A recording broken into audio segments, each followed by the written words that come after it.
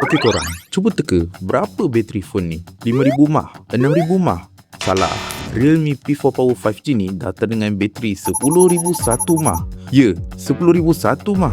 Bateri smartphone terbesar di Malaysia dan yang pertama menawarkan bateri lebih daripada 10,000 mAh. Aku rasa powerbank aku pun kalah ni. So, lepas beberapa hari aku guna phone ni, memang satu benda yang paling ketara.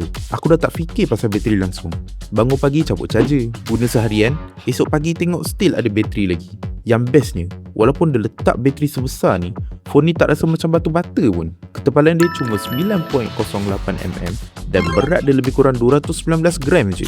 Back panel dia pun nampak unik dengan design transparent yang bagi vibe gaming dengan futuristik. Kat bahagian depan pula, dia gunakan skrin 144Hz curved display. Bila scroll TikTok, Instagram atau main game memang rasa smooth gila. Lagi satu, brightness dia ni sampai 6500 nits. Jadi tengah panas terik pun still nampak dengan jelas. Phone ni didatangkan dengan 12GB RAM dan 256GB ROM.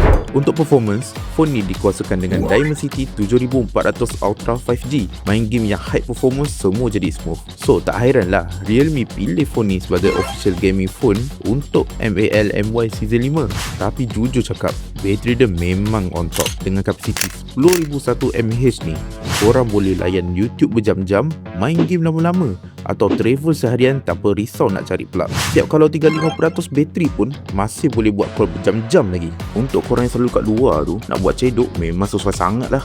Dan bila habis bateri, charger dia support 80W fast charging. Yang lagi menarik, ada 27W reverse charging. Jadi phone ni boleh charge phone member korang pula. Dari segi ketahanan, phone ni dah ada IP66, IP68 dan IP69. Jadi bila kena hujan atau terkena air tu, tak perlu lah gelabah sangat.